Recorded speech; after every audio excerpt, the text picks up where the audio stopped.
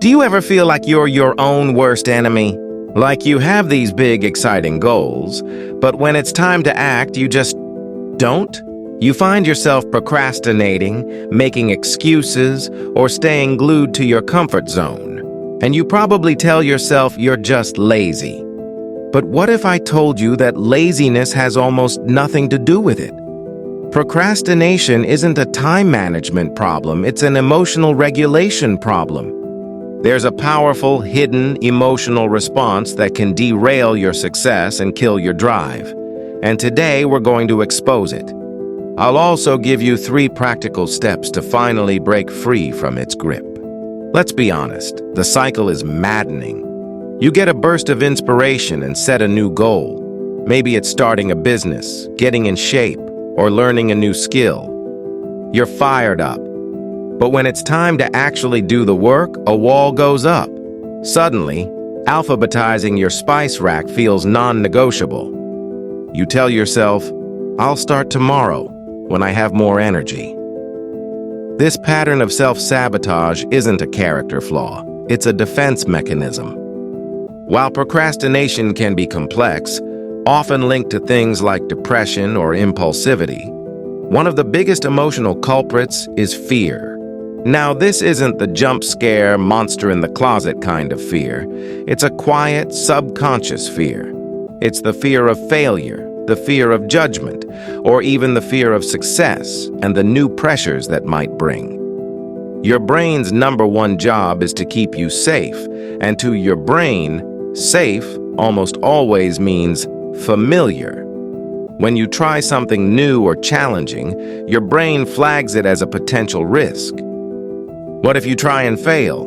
What if people think you're a fraud? What if you succeed and can't handle the new expectations? To avoid the potential pain of these outcomes, your brain yanks the emergency brake. It triggers an avoidance response. That feeling you call laziness or a lack of motivation is actually a sophisticated fear-based strategy to protect you from discomfort. Procrastination offers temporary relief from that anxiety. It's like a faulty smoke alarm that screeches every time you try to cook something new, convincing you it's safer to just order takeout again. So, how do we rewire this faulty alarm and break the cycle for good? It's not about brute forcing it with more willpower. It's about working with your brain, not against it. Here are 3 steps to get started. The next time you feel that resistance, that magnetic pull toward procrastination, don't fight it or beat yourself up. Just pause and get curious. Acknowledge the feeling. Instead of saying, ugh, I'm so lazy, try saying, there's that fear again. My brain's just trying to keep me safe. You can even thank it. This sounds ridiculously simple, but it's a game changer. By reframing the feeling as a signal instead of a personal flaw, you strip away its power. You're no longer a lazy person. You're a person experiencing a totally predictable, protective fear response. This act of self-compassion is proven to reduce the very anxiety that fuels procrastination. In chemistry, activation energy is the minimum energy needed to start a reaction. The same is true for our habits. Often, the fear isn't about the task itself, but the enormous size of the entire goal. It feels overwhelming. The fix? Dramatically lower the activation energy. Forget the whole project. Ask yourself, what is the absolute smallest, most laughably easy first step I can take right now? You don't have to write the book. You just have to open the document and write 1 sentence. You don't have to run a 5K, you just have to put on your running shoes.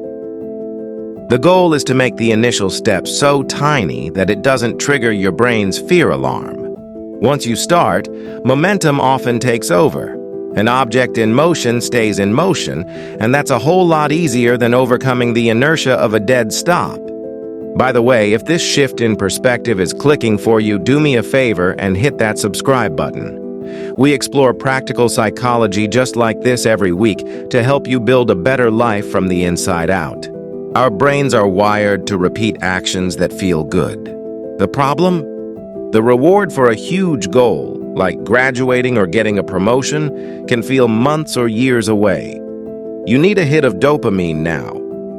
The key is to celebrate the effort, not just the final achievement. Did you manage to work for 5 minutes? Awesome. Consciously praise yourself for it. Maybe you let yourself listen to your favorite podcast for 10 minutes. By immediately rewarding the small, consistent effort, you start retraining your brain. You teach it that taking action leads to immediate pleasure, not just some abstract, far-off success.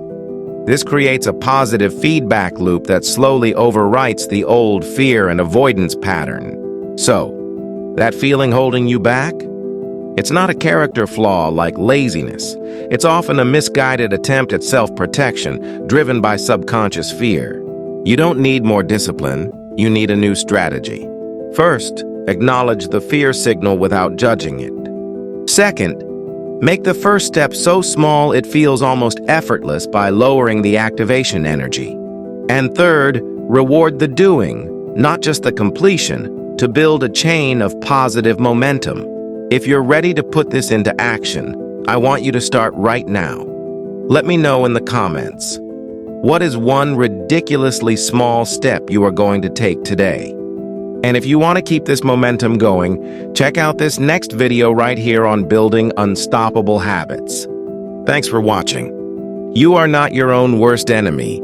You've just been using the wrong instruction manual for your brain. Now you have a better one.